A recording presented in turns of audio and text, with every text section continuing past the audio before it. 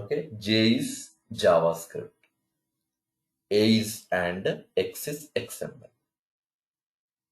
Okay, how do you actually write is Ajax you read. Together we are calling it as Ajax, but actual reading is Ajax. That is A for asynchronous, JavaScript and XML. Okay, and next, what we are going to learn is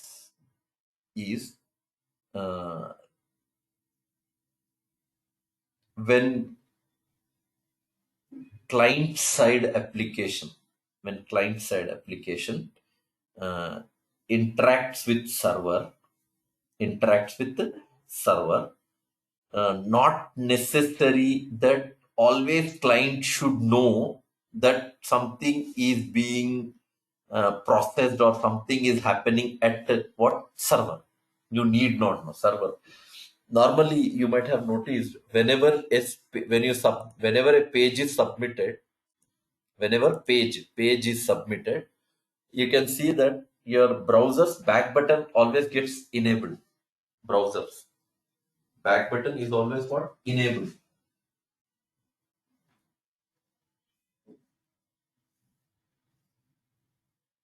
And that will give you an indication that so and so page has been submitted to what? Server. Actual process I'm saying. So that we don't want to get to know for a client now.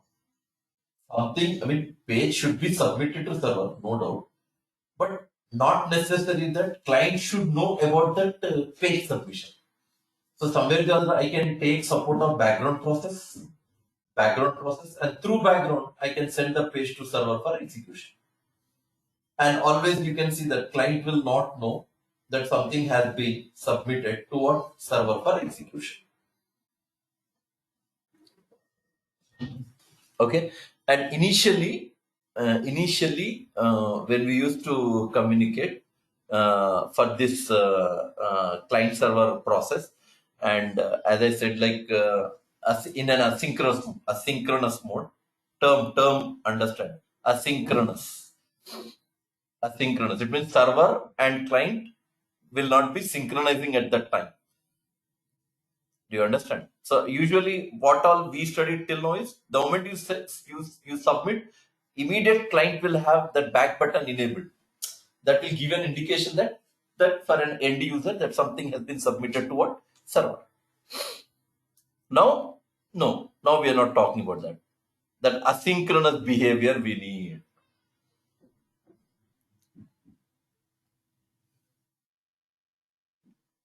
Do you understand? And do you need to affect your page? No. Your page should behave as it is. Means when synchronizing, when it is synchronously whatever it does, when it communicates with server, same thing should do even now. The only thing is it should be in asynchronous mode. That is what we are looking for now. Should communicate, no doubt, but should be in what? Asynchronous mode.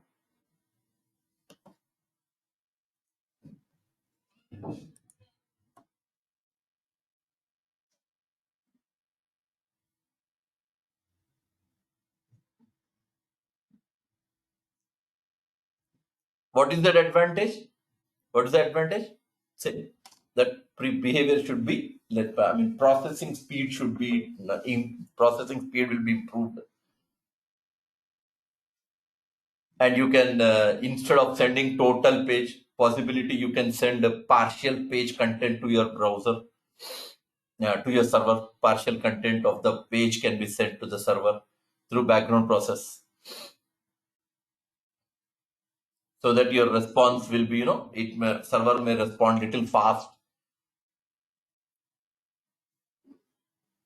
And today, what we are learning is Ajax.net. Before it, there were no controls and all. Initial, when ASP.net was at initial stage, there was no controls available at that time. We used to do everything with the help of coding.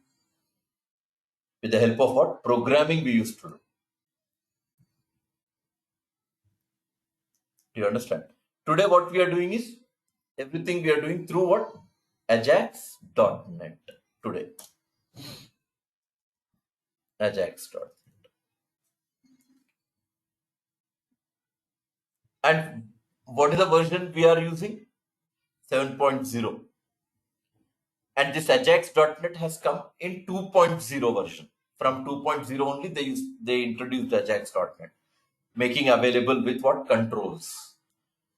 More flexible they made of Ajax by introducing some more, a separate toolkit. A separate toolkit they made available for Ajax.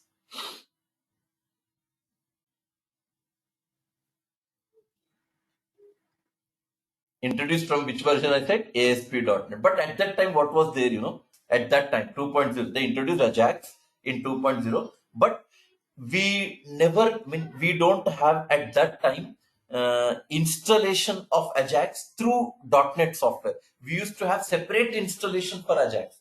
It means first we used to install .NET software. After that, we used to install Ajax software. From then, what Microsoft has done, from ASP.NET 3.5 version, Microsoft has attached Ajax.NET framework from 3.5 version. Introduce what? Ajax.NET framework along with what? .NET framework. .NET framework used to be there. In that only they added even Ajax.NET framework. So that now no need of going with separate installation. You don't need to have separate installation is not needed. Altogether, if you go to the implementation part, hardly Ajax.NET comes with 4 controls. Hardly, I'm saying, hardly 4 controls we have, not more than that.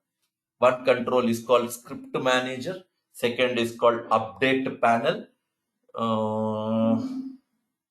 Third is timer control is there. That C# may be studied about timer control. Same thing, but approach is through Ajax it is.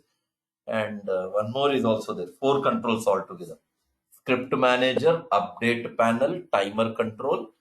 One more. I'll show you once I open a project of ASP.NET. I'll show you one more control. I'm unable to recollect it, but I'll get back to you of it. Update panel.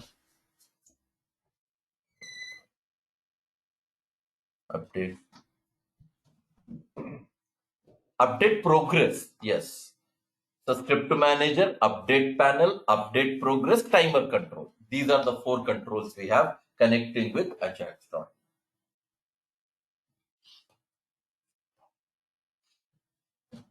Okay, 4. So let's see now, one after the other, how to make use of these controls. So let me open Visual Studio first.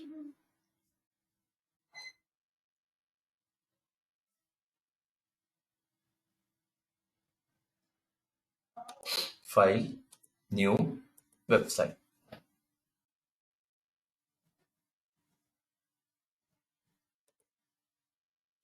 File system, website 33. Okay.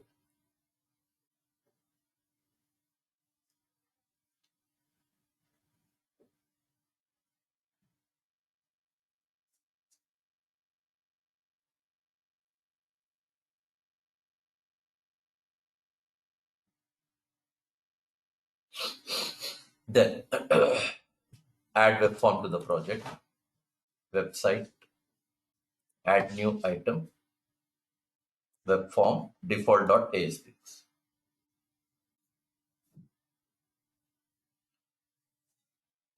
Go to toolbox. Here there is something called Ajax extensions. See the control. Script manager, timer, update panel, update progress. Script manager proxy is also we have. That is not needed for us. That is only when you have proxy server. At that time we make use of it. Otherwise 4 controls we use. Script manager, update panel, update progress. 4 controls.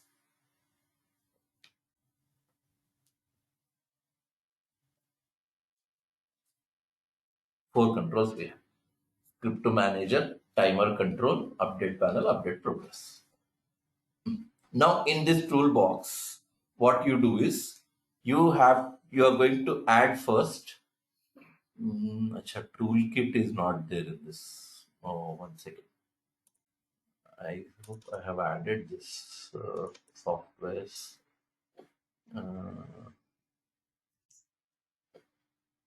Ajax toolkit. This is 11G. Visual Studio.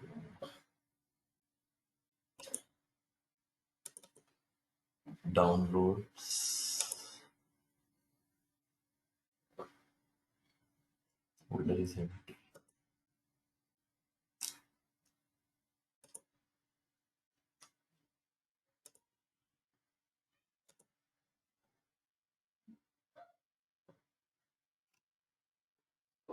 Okay, we'll see. I don't feel that I have that link. If not, we have to download it and we'll make available. That is about what I'm saying. Ajax toolkit I'm talking about. Okay, anyways, first we'll complete these controls. So here 4 controls we have. From toolbox, Ajax extensions. And in that Ajax extension, first you drag and drop script manager control. Go there. Okay, first we do without script manager. Without Ajax, I'll show you what is happening. Then you'll get to know about the Ajax the easy way. So what I do now, I just simply keep drop down list control. I'll keep what? Drop down list control. Okay, go to standard controls, drop down list, drag and drop. Okay, now go to design page, save here, right click, go to properties, then drop down list demo. 1 items, browse first 1,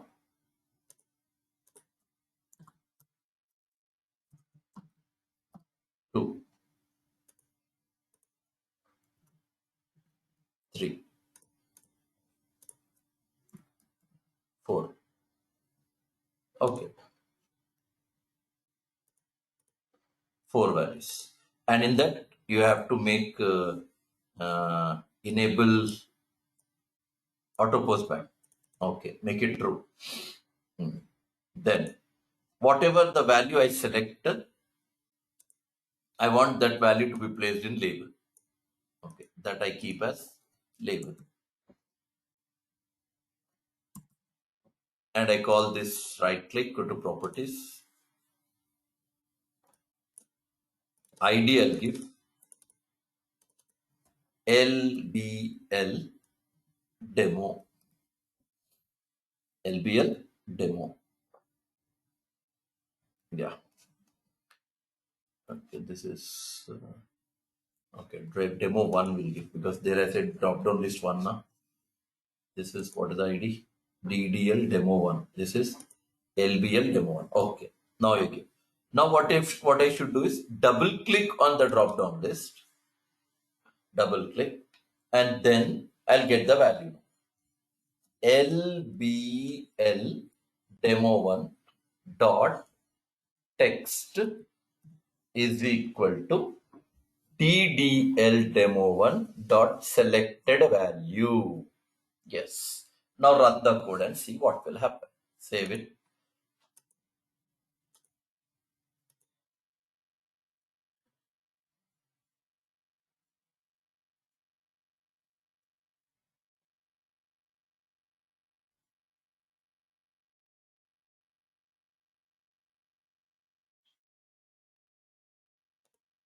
Now select the value 3, 3, and you see back button enabled.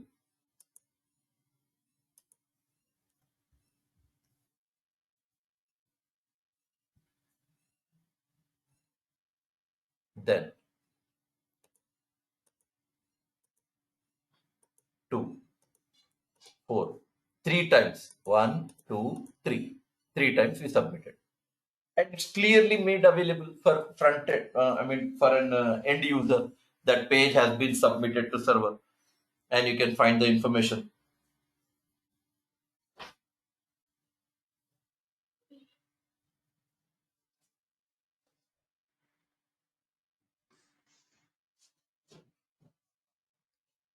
Right? Now what is our aim? A synchronous page submission should happen now.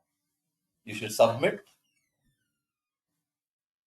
Right? So what you are supposed to do then? Okay. So let me introduce now. Go to source window. Somewhere here, I'll add.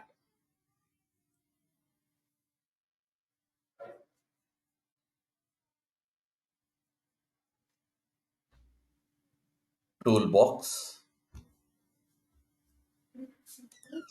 Ajax extension. Script manager. Script manager control. Drag and drop. Yes. Add.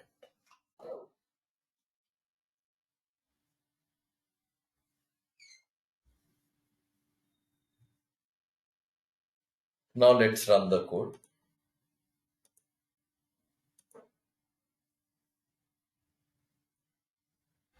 Yes, select the value. Same behavior. Same working, same behavior. 3 submissions. 1, 2, 3. Disable. Now you can't.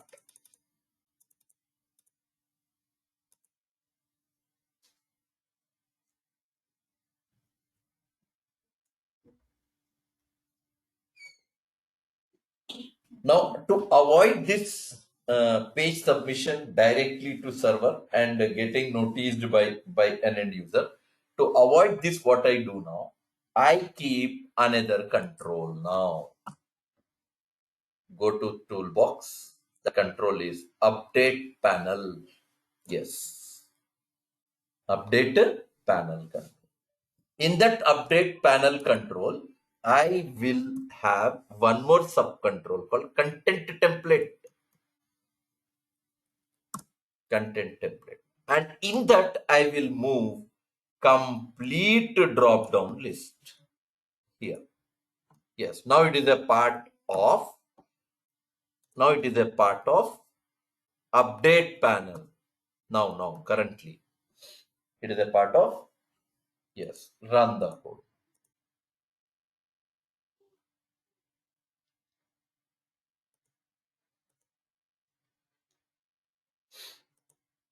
Four. One. First important thing you need to learn is back button. Back button is what? Yeah, disable. Value is not changing. That is different story. But back button is disabled. Okay, but we want the value to be changed. Okay, so for that, what I do, I shift this label also a part of content template. Okay, here I'll give break lines. Okay, from here you remove. Okay, run the code now.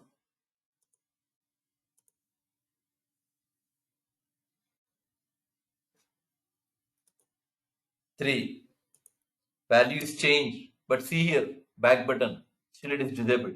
It means now process is going through background.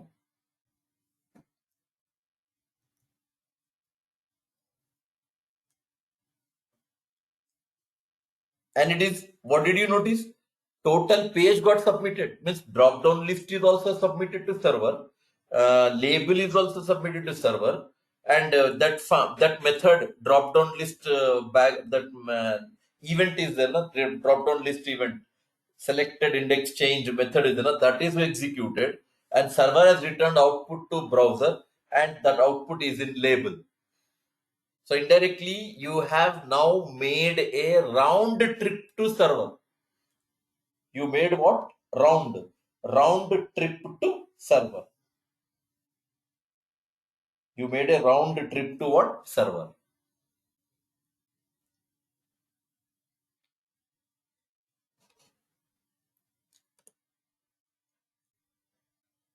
And you execute any number of times. And client will not know that the process has been happened. The process has been done by server. Client will not know. But output is produced. These all happening through background process.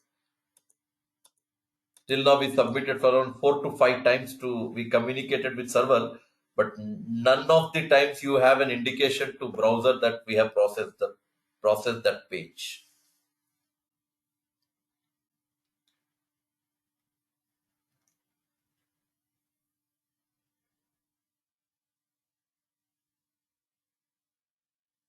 Okay, now one more interesting thing. Now what I'll do, I'll keep this label is there into another update panel control. We'll do that. Go to toolbox, again update panel. One more I'm taking. In that update panel, same I'll write content template, and in that content template, I'll keep label.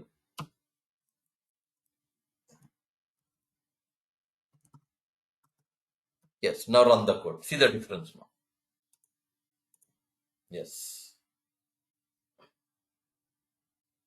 Change the value. 3. It's change.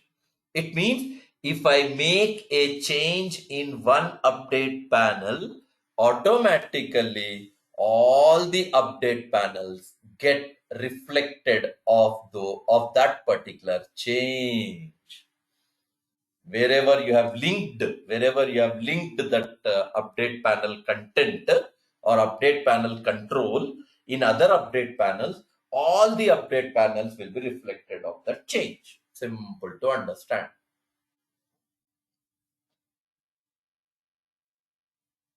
Okay, another demonstration we'll see. I'll keep one more drop down list, but this time not in update panel.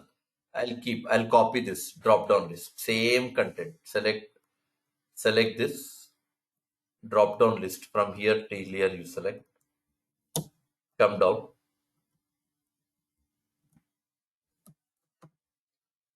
Then I call this as DDL demo 2.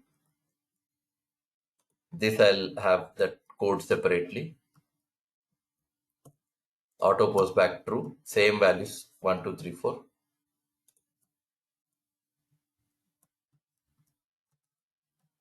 Then go to default.aspx.cs design window. Somewhere here I'll have a break line. Yeah. Now double click on this. Same code I'll write. Only difference here I'll say DDL demo2.text.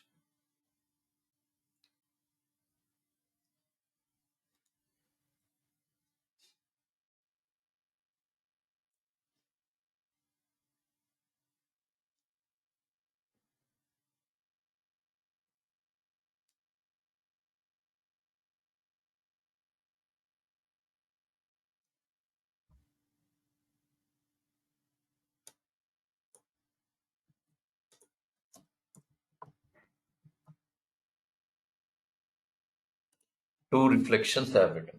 One with demo2.text, demo2.text value, selected value, and then the values have been given to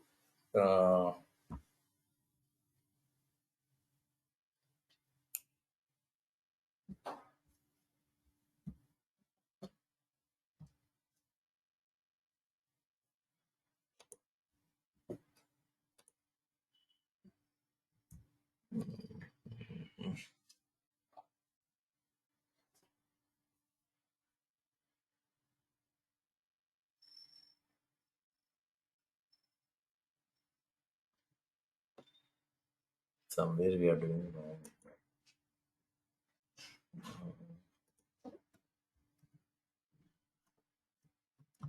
Copy this. Somewhere I'll keep here. I'll call this as LPL demo2. Demo2.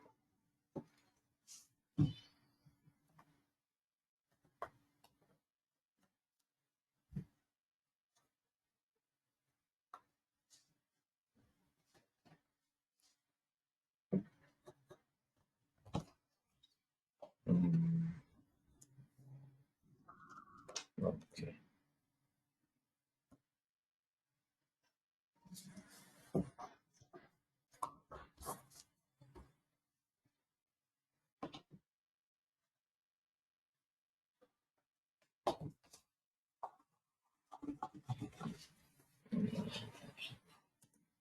Label demo2.text is equal to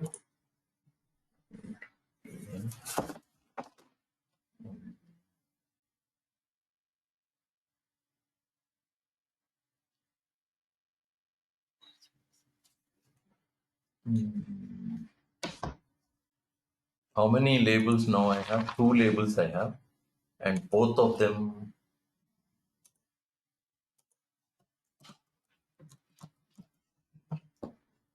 Okay, this one is in this one. What do you call update panel? These two are in update panel. These two are outside update panel. Okay,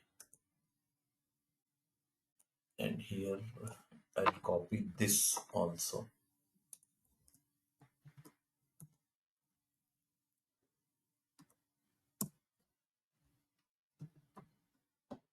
Let's run the code.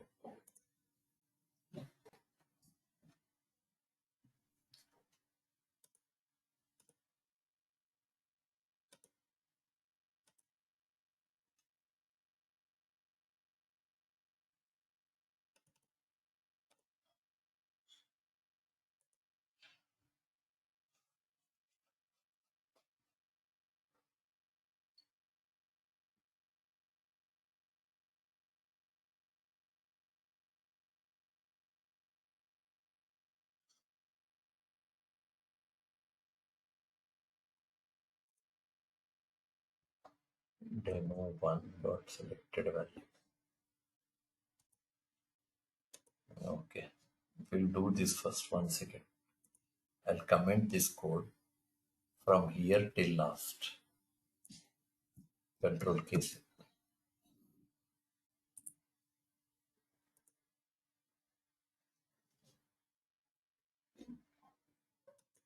So this code also I should comment that. Now what did you see? Difference you see? We have one label which is part of update panel, and I have again one more label which is out of update panel. So indirectly, I mean, 2 labels we have, one drop down list we have, and I have linked both the labels with the same drop down list. But difference is label 1 is in update panel, label 2 is out of update panel. Let's see what happens. Yes, 2 labels.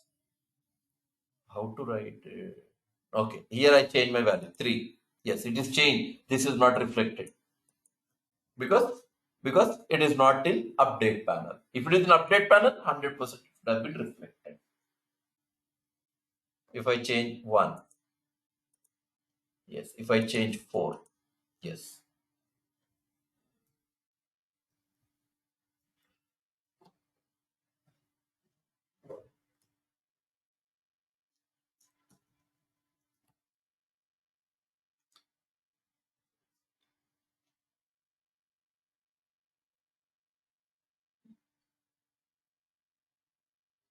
Now I move.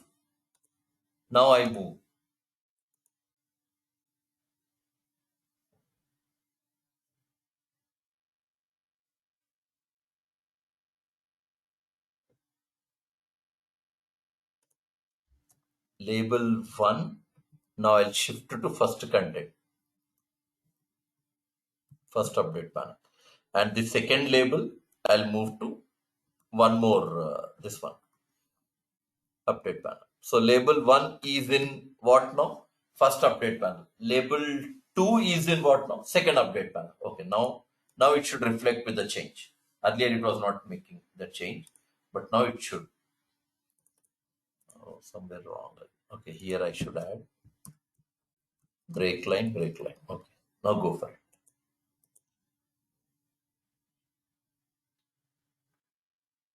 Now select the value. Yes, both of them have been reflected. That is what our point was. If I make changes in one update panel,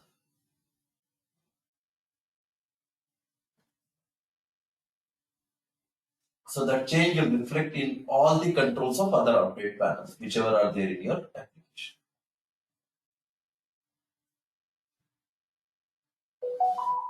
If I select one, yes, both of them are being reflected.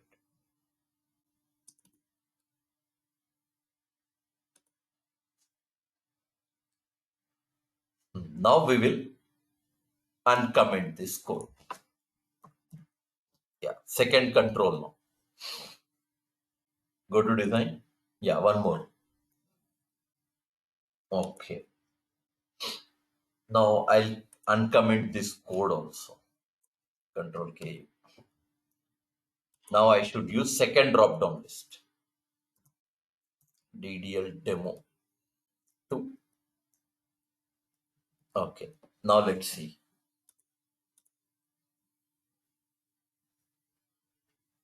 This is not in update panel. So foreground process now.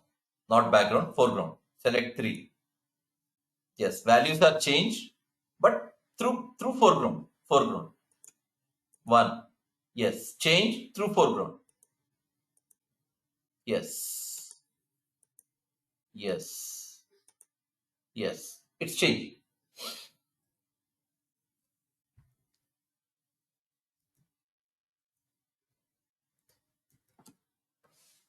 But what is my rule is, okay, let this drop down list. I mean, it is the second drop down list. Actually, if you look into that, it is out of what do you call update panel. So that is the reason it is performing the operation through foreground process. What is your aim? Everything should happen through background only. So what I should do now, in order to make this drop, I mean, especially this second drop down list, when it is making a change in the, whenever it is making a change in the drop down list, I want its reflection still to happen through background only. So for that reason, what I do is now, uh, um,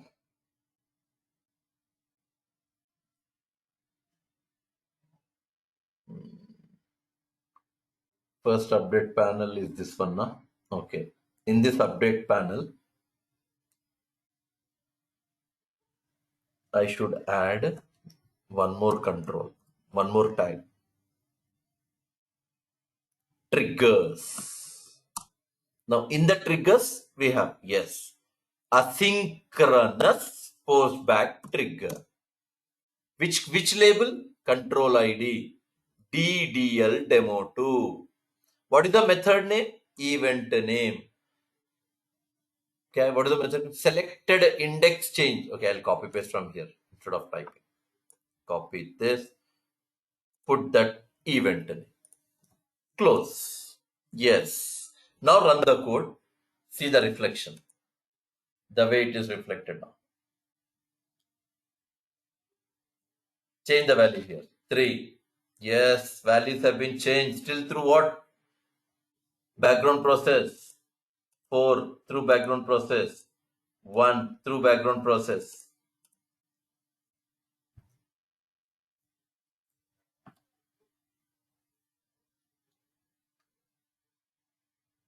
And for all these things, simply disable the script manager. Now you'll get to know what is the role of it. I commented script manager, I commented. Run the code directly. Yeah, read the message. The control with ID update panel will requires a script manager on the page. Script manager must appear before any controls that need it. Invalid operation exception. It means all the controls of Ajax, that is update panel and timer control and update progress. These all are Ajax extension controls. In order to work with them, the first and foremost control that you're supposed to keep on the page is script manager control. Then only the other things are going to work for us. Otherwise, no.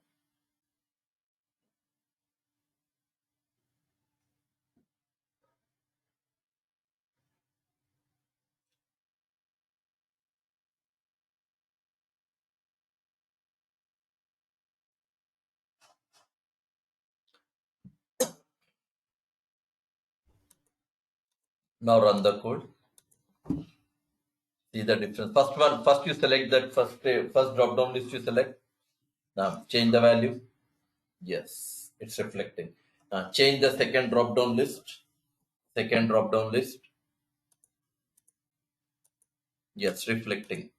But second drop down list is out of update panel. First drop down list is a part of update panel. Still, because of the triggers associated in update panel 1, we made our second drop down list as a part of update panel, so that even though it is changing the value, still it is going through background process.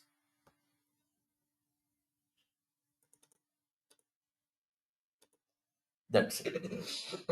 This is how it's going to work. So still a lot to study on this part. About 2 more controls we have. Update progress we have to see, and timer we have to see. Those 2 controls we have to see. Okay, tomorrow I'll wind up that, and we'll take up Ajax toolkit also. I don't have. I'll just download and install tomorrow, and then we'll start ADO.NET also tomorrow's class.